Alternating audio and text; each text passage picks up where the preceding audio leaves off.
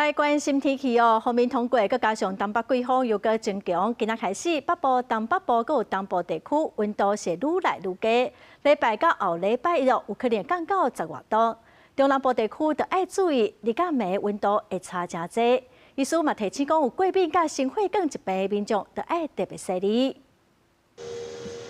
诊所一个开就有患者来看病，最近天气转冷，医师观察到真侪因为温度降低引起过敏的个案。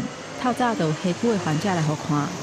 气喘发作的病人来的时候就是咳嗽，但是他的咳嗽跟一般感冒咳嗽不太一样。一般来讲，如果差6度呢，我们就会感受到不一样。有些过敏的病人呢，就会被诱发出来。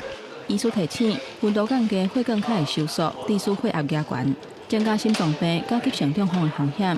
高风险的族群都要注意加套衫。气象署指出，31开始锋面通过，东北季风嘛增强。